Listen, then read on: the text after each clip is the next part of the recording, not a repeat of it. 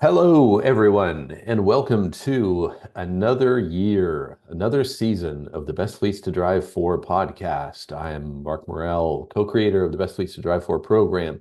I am hosting this episode, which is going to be our annual Interviewing the Interviewers episode, where we talk to all the people who have just been grinding through doing the interviews of all of the nominated fleets and also been involved in scoring all of the different answers that came in. And there's always lots of good insights that come from those. So let's get to it and see what everybody found this year. So I've got four interviewers with me this time, and I want to start with having you each go around a little bit and just tell everybody what your normal role is and whether or not you were doing this for the first time. So, Deanna, you can go up first. Thanks, Mark. My name is Deanna Bowlby. I am the Director of Content Services at Carrier's Edge, and this is my second year being involved with Best Fleets. All right. Lindsay? I'm Lindsay Smith, and I'm the marketing manager for Carrier's Edge, and this is also my second year doing Best Fleets. Okay. Rhiannon? Hi, I'm Rhiannon Westall, and I'm a content writer here at Carrier's Edge, and this is also my second year being a part of Best Fleets. Okay. And rounding us out, Marie. Hi, my name is Marie-France Dunn. I'm a French translator at Carrier's Edge, and this is my first year in the program. All right. So we've got three veterans and one rookie. So we are going to start with talking about the interviewing process, the interviewing period that we went through at the beginning last fall. And first, I'm going to start with Marie because you were coming into this for the first time. So tell us a little bit about what you were expecting and what you actually found. So how did the whole process shape up compared to what you were expecting? Um, well, the team that was there last year was very real about the expectations. So I came in with knowing that this was going to be quite the process, that it was going to be quite intense, but by the same token, it would be really rewarding, and that's exactly what I found. In fact, I did find it a little less intense. I thought I really enjoyed the interview process and meeting with the fleets, which I don't really do on a regular basis in the context of my duties here at Carrier's Edge. But I have an enormous support for my first year from the veterans, and yeah, it worked out really well. Okay. Yeah, it is a bit of a grind to get into it, and we generally try to make sure people are aware of that. So I'm glad to see that we manage the expectations well. So for the veterans coming into it for the second time, what were your experiences like? So the first year, last year, you all talked about how it was hard and you knew it was going to be difficult, and it was, and you know those kind of things. Coming into it for the second time, did you just slide through it like it was nothing, or was it a challenge again? Who wants to start on that one? I can jump in. Um, just to say that what's different when you're coming in the second year is that you're coming with a different knowledge base. So um, that makes things easier. So, for example, in trucking, like there's a lot of acronyms, and when you're going through questionnaires and when you're in interviews, sometimes you're getting acronyms and you're like, what does this mean? And you have to figure that out. But round year two, no, you know. So it's good. So you're familiar with all of the acronyms now, and you can jump right into it with them. Yeah, and it's also just a knowledge base of what, when you're reading through things, when you're talking with fleets, your knowledge is has increased. Best Fleets is like boot camp, and so year two is much better. Yeah. Year two of boot camp is much easier. Yes. Lindsay, what was your experience like? I was going to say similar. I think not just the knowledge base of the industry, but another thing is knowledge base of the questionnaire itself. just knowing how to maneuver around it, how you can find answers for other questions within other questions and make sure that's captured in everywhere. And then also, oh no, I've lost my train of thought. Sorry. Just knowing that, going through the scoring process once, you now kind of have a better comprehension of what the answers you're trying to get out of them are in the serve or when you're going through your interview.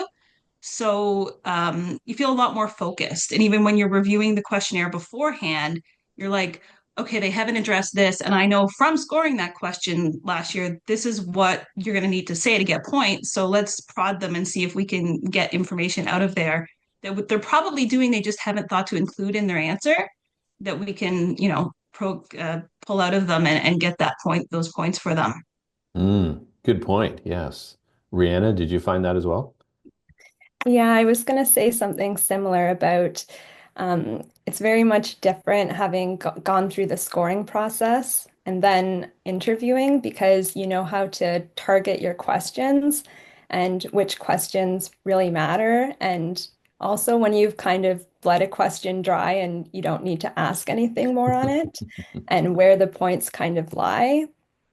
And I think another part of that was just being really thorough in reviewing the scorebook from the previous year because you kind of got to understand where the points laid, which I didn't understand the first go around. So that was really helpful. So we're going to talk about that more when we get into the scoring section in a little bit, but this is always an issue for us where you kind of wish you could score first and then go and do the interview so you have a sense of it. But when you're scoring it, you tend to score one question, so you're not really getting the full picture of it. And things change as well. So the book is definitely a good place to start in terms of prepping. Last year's scores, last year's questions are good. But then there are times when things change and you have to kind of go with that. You know, the industry may change and go in a different direction, and you kind of have to go with that as well. So there really is no good answer, right? You want to score first, but then through the interviews, you find all kinds of things that are going to change the way scoring works anyway.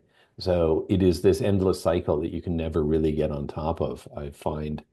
But Lindsay, you mentioned knowing where things are in the questionnaire. That's a good point because that questionnaire has got a lot of stuff in it. It's got 8 different sections, and some of them have got 15 or 18 questions in them. So it is a lot of different things in a lot of different areas. So Marie, was that overwhelming or intimidating when you were first starting to look at it?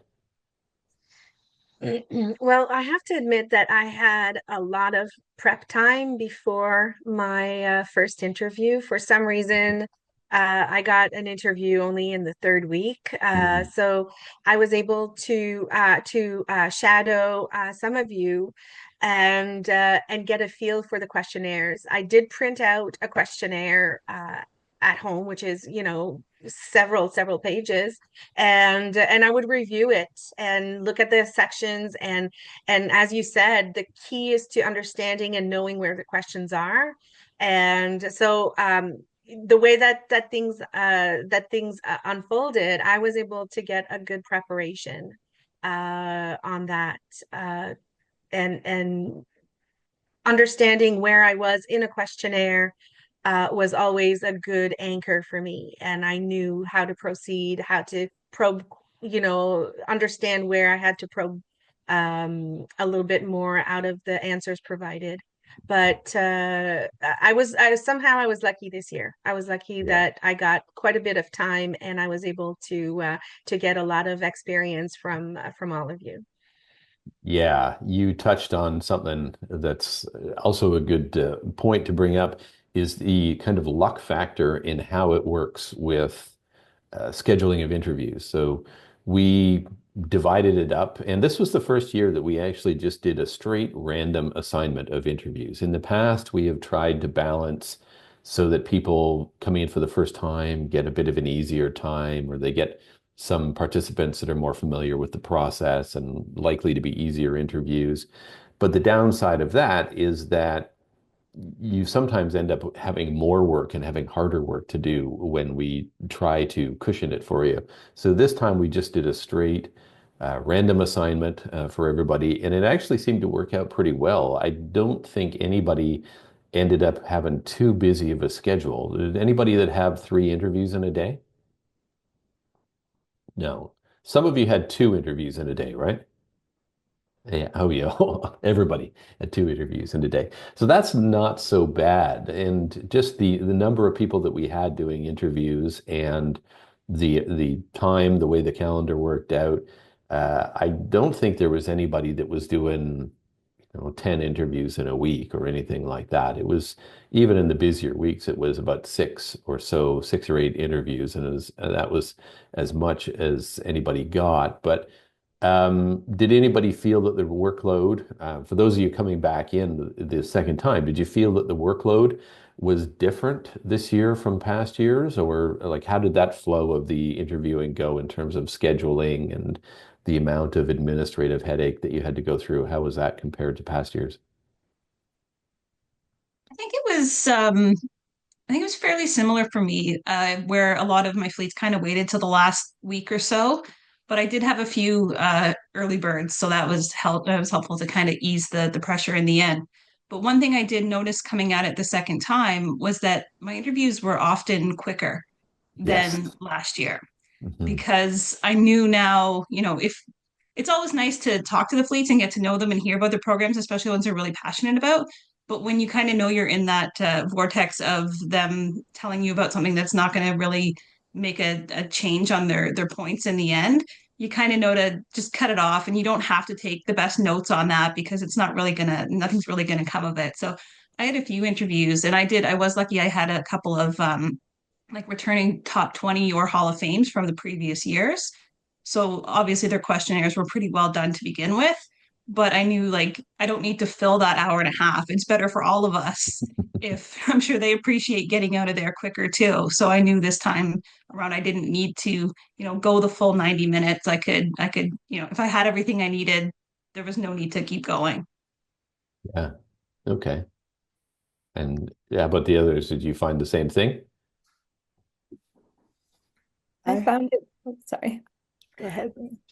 I found it was very similar to last year as well, which I think is kind of surprising because last year, as you said, I think um, I had some fleets that we knew were returning to the program, whereas this year I had some more new fleets, but it balanced out, I think, relatively the same, where there's some in the beginning, some in the middle, and then higher workload towards the end as the due date comes up. But I think it was fairly balanced. Hmm. Okay. Deanna? I had a lot of keener fleets early on this year, and I noticed uh, this time I was very focused when I was working with, and this is maybe a bit of a generalization, but with a newer fleet, you might have more interview questions just to get the detailed information, and so I really knew going in, like looking at the survey, I knew exactly, I was thinking, okay, this is going to take this amount of time. And I was very focused at the beginning in explaining to the fleets like how it was going to be, and, that there were how many questions I was going to ask, and how much, how we had to be really concise around the answers because we had a lot to get through. And then when there were situations where I had fewer questions, I was also, it was a little more chatty. It didn't take up the full time, but I was definitely, a little more chatty about in the process. So it was good. Yeah, so we book an hour and a half for these interviewers for each interview as a placeholder, but we don't necessarily need that. So I think one of the challenges for all of us is accepting that we don't have to spend those 90 minutes. So that's a cushion that's there if needed, but we're not shortchanging them if we get everything we need in 50 minutes and we're out, or if it's an hour. Like you don't have to sit there and fill the time. So that's kind of a mindset shift that we all have to sort of get into and recognize that the objective here is to help them tell their best story possible. And if they've done a great job on the questionnaire and we don't have a lot of follow-ups in order to capture that uh, best story, then great. We're all done quick, and they reclaim some time. We reclaim some time. Works well. But it is always interesting to see the vast differences in how they do their questionnaires. I was quite surprised at the number of first-time fleets that had really good questionnaires, that had really good information in there. And I think um, one of yours, Rhiannon, and I know one of yours, Lindsay, that was a first timer that was really thorough, and but also not super long. Like some of them are long and have insanely dense answers to the questions and don't really tell you very much of anything. And some of them are pretty short, but they give you everything you need, and it's in 6 bullet points. Fabulous. It's great at scoring time. It is great when you're trying to read it. So I was very surprised by that, the number of them that had done a really nice job, and some of them did pretty well in the final scoring. So that was always nice to see. Um, yeah, Marie, you were looking at a lot of different questionnaires, even the ones that you weren't assigned to, because you were kind of shadowing people as well to get a little bit more experience because you had your interviews later. So we wanted to get you warmed up before you got to it. What did you see as the differences, or how much did you notice that in the differences between how they fill it out from one fleet to another? Well, that's a big question. Some fleets, I noticed that some fleets that have been in the program for several years, use their previous answers and straight copied and pasted, uh, which was uh, which was interesting because it's a top 20 fleet, and they are top 20 fleets, and I was wondering. So during the interview, I had to go back and probe each question, and I said, well, this is the same percentage as last year. Is this correct?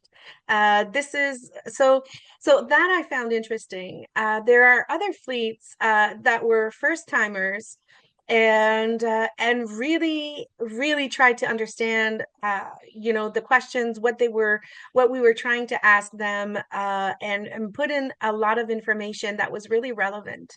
And I noticed also that uh, for all the fleets that I had, everyone really had a driver focus. I know this is a driver focused program, but I did have to go through some marketing jargon and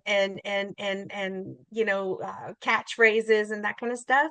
But it was very but I thought as some of those questionnaires were very thoughtful.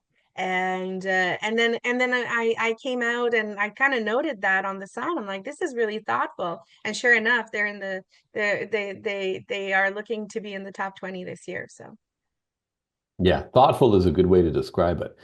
Because you definitely see people that do a lazy job. And each of you had some lazy questionnaires, and you commented when you were sending them over to me for review that they didn't put a lot of work into this. There's stats that are obviously wrong because they're from 2 years ago, or they're trumpeting some new program that was new a year ago or 3 years ago. And we keep telling them, don't do that.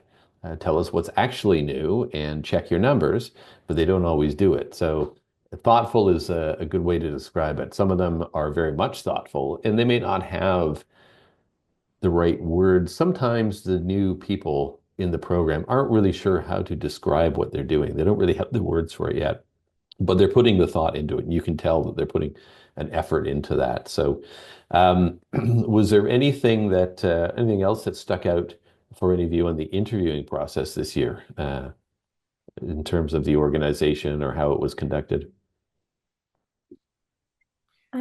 Not with the organization, but I think with having some more new fleets this year, it was just really interesting to, number one, I think, kind of welcome them to the program and then see their passion for it. Like as you said, some of the new fleets really put effort into filling out their questionnaire. And then also, I think fielding their questions in terms of a lot of people had questions about how the process worked, which I thought was nice because we got to explain to them, I think, kind of the levels of oversight, whether it's about the driver surveys, or had some questions about how scoring worked. And I think that was an interesting perspective with the new fleet to kind of explain that and kind of show all of our detailed processes. Mhm. Yeah. Yeah. Oh, that's good. Anybody else have anything about the interviews that stuck out for them? I noticed for my fleets at least that the teams that were participating in the interview were quite extensive. I had a fleet, a newcomer, and they had like 7 people, and everybody had something. It was interesting, and nobody was superfluous. They all had, sort of their section of the questionnaire, I guess, that they had filled out, and they were there to answer questions. The CEO, the president were there, and many of them said, mentioned in the interview how important this award was or this program was to their drivers. So, they really took it seriously. So that was really nice, and really validated the reason for doing all this work. Hmm. Yeah. One of the things that I found interesting, having done it for so many years, we are at the point now where I think 100% of these interviews are on a virtual meeting with the cameras turned on. These things used to be phone calls. It used to be that we might have a conference call, but it was usually just a phone call, and that would be it. And we would have the discussion. But now everybody is on camera all the time. And what I found funny is everybody wants that screenshot. They want that interviewed picture afterwards. And I would go into some of these interviews, and particularly with some of the newcomer fleets, and it would be a group of people, it'd be 4 or 5 people that have joined the thing, and they're all looking very tough and grizzled, and they're definitely hardcore truckers. And then I say, okay, let's do the screenshot, and they all sit up straight and they fix their hair and they're doing a big smile on cue. They want that picture out there, and they're all excited to get it afterwards. So that I found very funny. Like, doesn't matter how they do, they want that picture, they want the social media side of it as well. And I know all of you had those experiences where people were prepping, even the ones where it's just you and they're all in a conference room. So you kind of look like you're looking down on them like a little toys, but they're all there sitting up straight and smiling for that picture. So I always find that funny. I Uh, actually did have a phone call. you had, oh, that's right. You had I one had, because we had a yep, I had challenge to do one the phone picture. call, and I really missed having that personal connection. He was a super nice guy. It was just me and him, and we had great conversations. And I was like, I missed having that, being able to look at his face and being able to have that kind of connection with him, and really get a feel for what they had going on. So I did miss that when I had that. See, we're I all also conditioned panicked for because I wasn't used to. I was like, wait a minute, this is a phone call, and had to it. had to figure out how to do that. Yeah, and then I guess creative had to figure out how to do a screenshot for it. Yeah, we just did the microphone. Yeah. Okay. So we finished up the interviews. We did, I don't even know how many, 65 or what, 68 or something like that, interviews or something that we did. And then we let it sit for a bit while the driver surveys came in, finished up over the holidays, and we hit the ground running with scoring in January. And my quick math, there was about 3,500 questions that we had to score in the span of those 6 business days or 7 business days. So it was a grind, as it always is. But I'm going to start the scoring section by pointing out that nearly every question we changed something about the scoring. Now, some of it was brand new questions, and we got to start from scratch on the scoring. Some of it we reworded the questions so they would need to change. But even the questions that had been the same for years, most of the scoring changed. And I found that very fascinating. So, Deanna, let's start with you and some of the questions that you scored. And what were your observations as you were going through and scoring those? Um, yeah, some of my questions did change from from the scoring last year, even though the question was the same. And I think that's really about fleets are doing more things. And so you have to reflect that in the scoring. I think for me, given that it was the second time around, it was easier to see when that needed to happen. Where you're looking at it, you're going through it, and then you're like, this scoring, this matrix, it needs to evolve. And then that's when you do it. And then you're adjusting based on that, on the requirements of the responses. Hmm. Yeah, that's a good point. That even when you're looking at the stuff from the previous year, sometimes it just doesn't fit anymore. And Yeah. yeah, Rhiannon, you had some of those, I think, too, didn't you?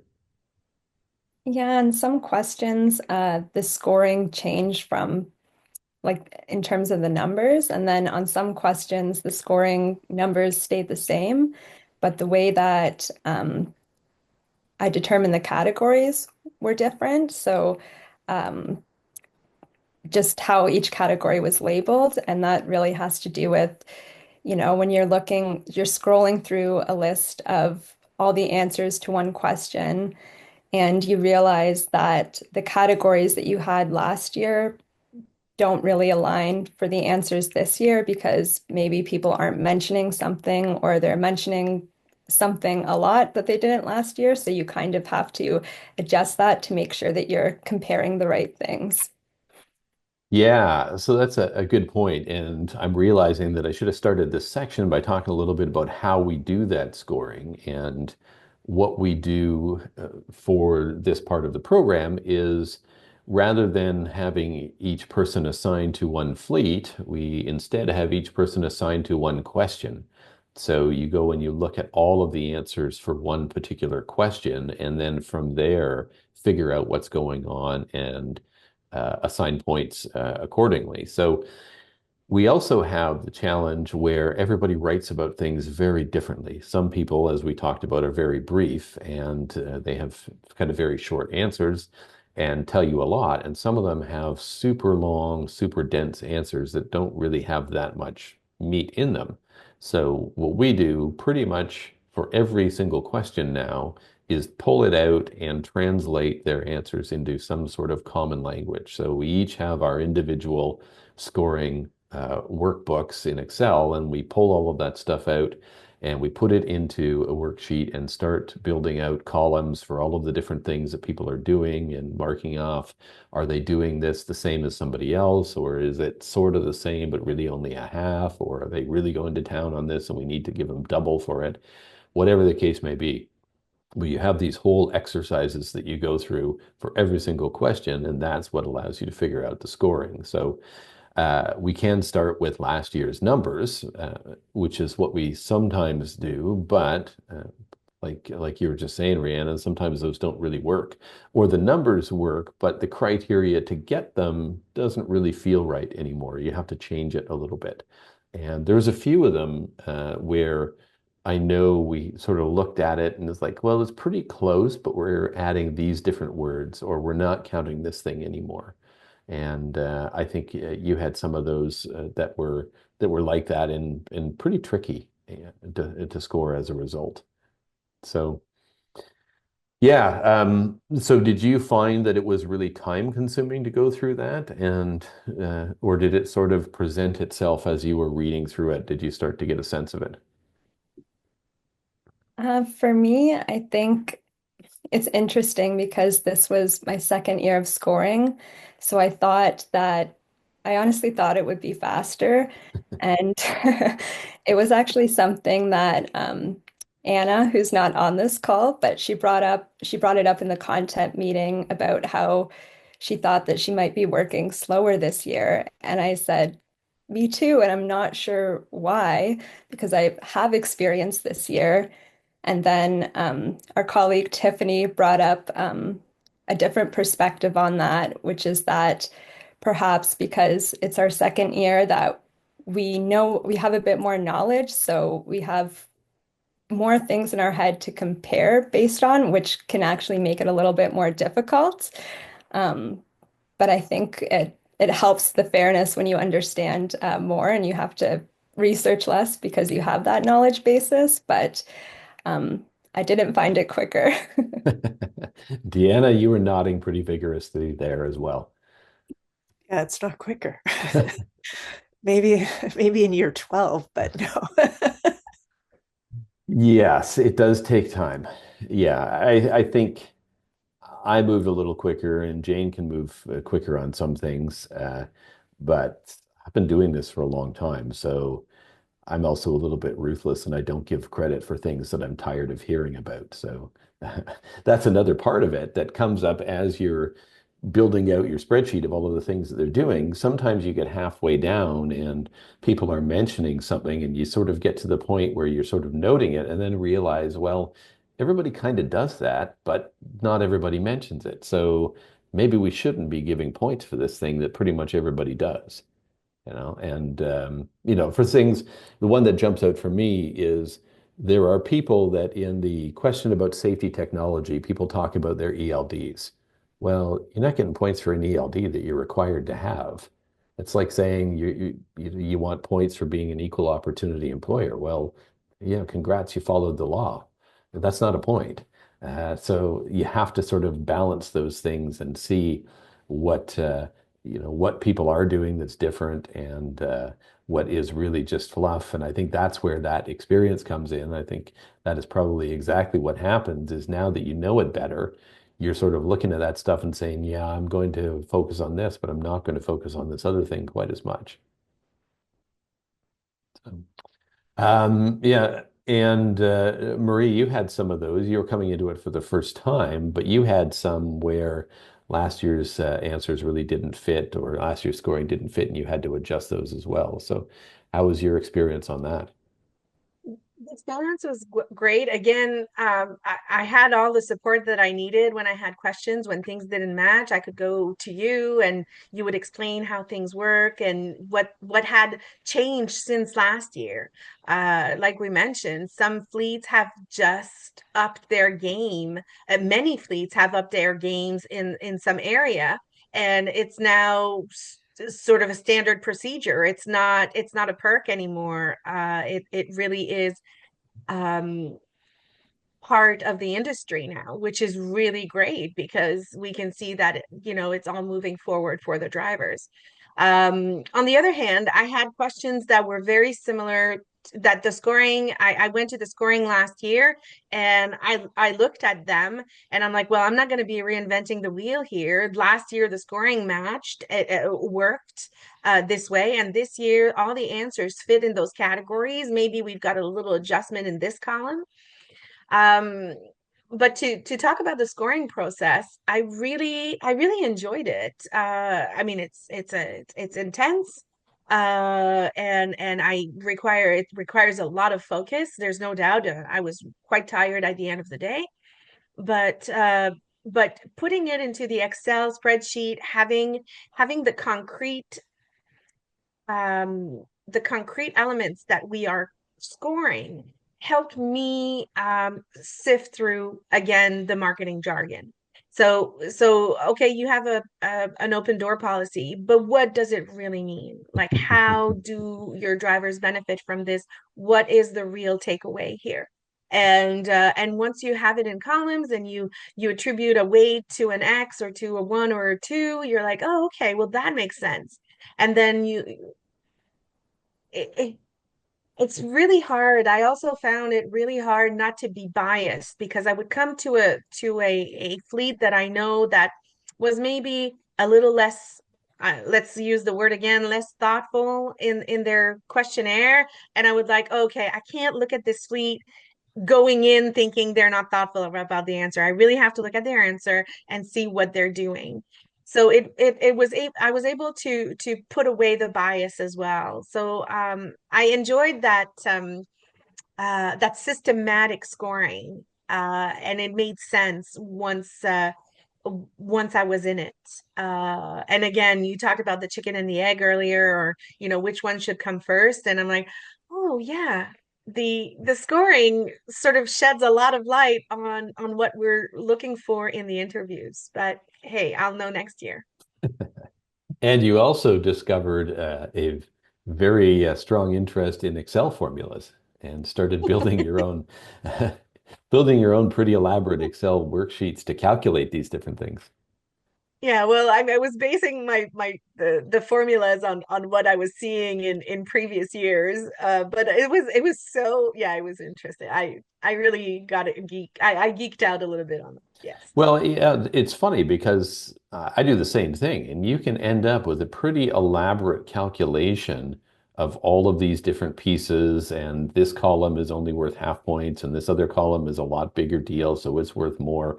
And you have a fairly elaborate formula at the end that allows you to assign points, and then from there weight them and see what the scores are going to be. And all of that ends up just being one question out of the 55 or so that we're scoring. So all of that gets you to a two or a three on the points, or gets you to a three or a five. So we are a bit intense on that. So Lindsay, I wanted to talk a little bit about some of the questions that you answered, because all of you were given some of the same questions this year, which I thought would, this is my thinking that it's going to be quicker, is, oh, I'll give everybody the same questions they had last year. They'll answer them, they'll score them more quickly, and we'll get through it faster. And it didn't work out that way because people keep doing different things. So you had some really interesting things. So talk a little bit about some of your scoring experiences there. That's actually what I was going to say was I thought that scoring the same questions that I had done last year, I thought there was part of me that was like, oh, I would have liked to have scored some other ones because I did find it really helpful through the interview process of knowing more about those few questions. But then I was like, oh, this will be good because we need to get this done quick, do the same ones and it'll go faster. And I remember at the beginning you said, don't look at last year's scoring because the matrix will probably change. And I thought, I do that. I'm just going to pull out last year's matrix. And like you mentioned, so many of them, I don't know if I went through any of them and didn't make a change to one of them because things are just, like you said, things that were worth points before are just now standard practice. And, one of the questions that I scored was social media and the use of social media. And I I think every single fleet has a Facebook page. So where last year you might have got a point for having a Facebook presence, that was nothing anymore. That's now irrelevant. Everybody's got it. What are you doing with it? That's what really, is going to set you apart. And that's where the points started coming in. So that was one that I can think of off the top of my head. Mhm. Benchmarking was another one that, Yes, that one really changed. Okay, so talk about that a yeah, little bit. so basically, with all of the technology in the trucks now, the scorecards and all this, like the drivers are seeing these or they have access to them. So just having, a driver score or stars or any whatever the process is, isn't really worth much anymore. It's how often they're seeing it, what you're doing with that, how you're incorporating those benchmarking tools into your, like whether it's their reviews or just regular check-ins, and them being able to see how they compare against the fleet or to an industry standard or something like that. It's like I said, everybody's got a scorecard now for the most part. It's what you're doing with that and how you're using it that's now setting that apart. Mhm. Yeah, I found the same thing. And two of the questions that I scored, one being safety technology, where it used to be that a camera system would bump you up a bit. It would be something. But now it's not. Everybody has a camera system. I think there might have been one or two that didn't have a camera system, and like they're in the process of putting it in. So it doesn't count for anything anymore. So like that totally shifted what counts as safety technology. And the same thing, kind of happy to see with online training. I mean, for years, we have been seeing the steady move of online training to become more accepted and more commonplace. And happily for all of us who spend our days building e-learning, it is now common, is now the default.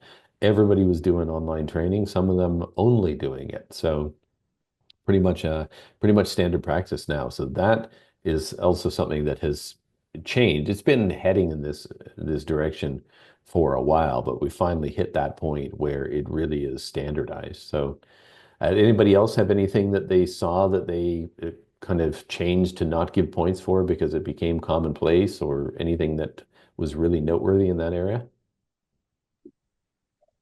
I scored the reimbursement and PPE question about Ah, giveaways. yes. Clothing, And yes.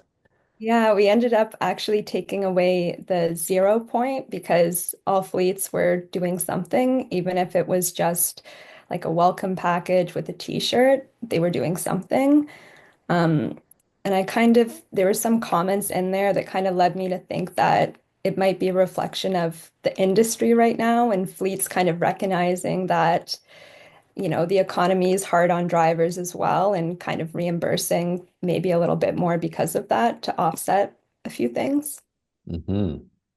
Yeah, well, that was kind of something that I noticed as a broader thing going across these, is that even though it's still been a tough year and they're still watching their expenses, they are finding ways to do a few creative things, and they are spending a little bit here and there to try and figure out how to, like you say, let drivers know that they're important, or to help them out to do something there. So there's more effort there than I saw last year. So it's interesting to see that shift after the sort of lingering downturn that we've had. Yeah, that's a good observation. And Deanna, what about your questions? What did you see? I had some questions, well, particularly where um, it shifted because their fleets were doing more, and so it had to the matrix had to reflect that, and that's actually great to see, and especially given, as you mentioned earlier, the state of the economy for trucking in the last while. So it's nice to see that. Mhm. Now, part of our process, after you pull out all of these things into these spreadsheet tables and put it all together, then we discuss it. And we have this business of going through and looking at the answers and looking at the scores and looking at everybody who got a two and everybody who got a three or whatever. And then you have to kind of defend it. And I find that interesting when I say, okay, what's the difference between these two? This one's a two and this one's a three. Why? And what I always find really fulfilling is that everybody has a really good answer for those.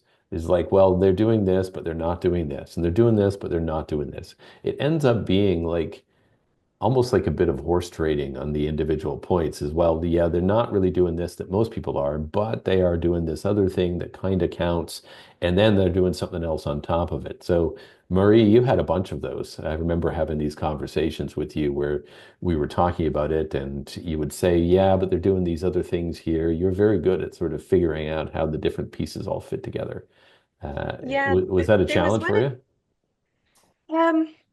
don't know that it was a challenge, but it certainly is important to look at everything and to, make sure that the scoring matrix is working.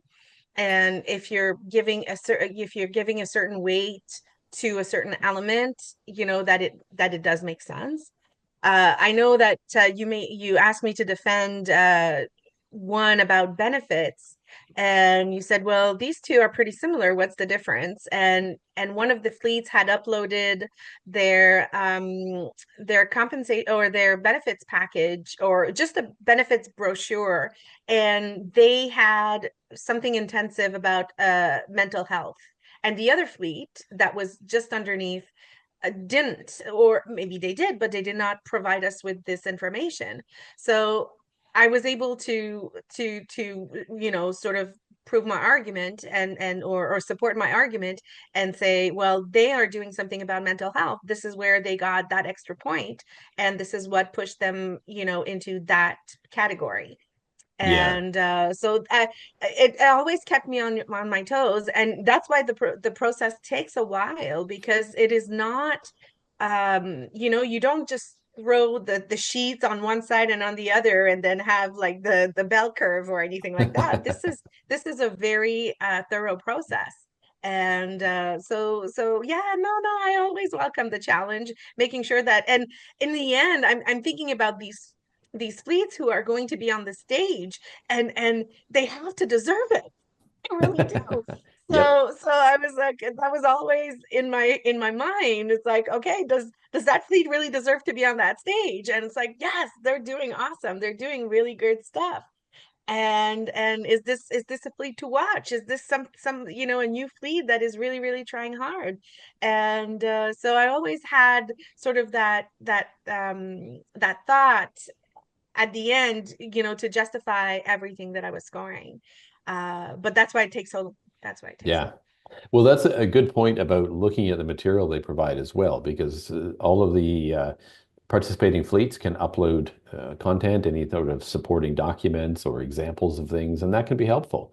And sometimes, it's something where people are doing that. Like the mental health thing, I think there are probably more people doing it than what we caught, but they just don't mention it. And unfortunately, at the end of the day, you can only score what you can see. So you pull out as much as you can through the questionnaire and the interview, and you look at the information that they provide as a supplement.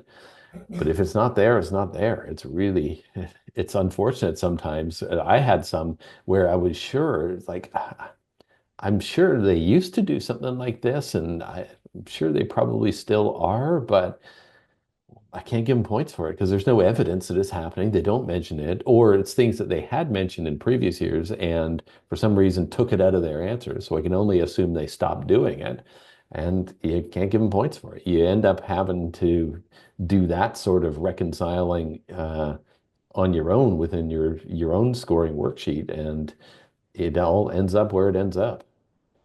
I find it fascinating.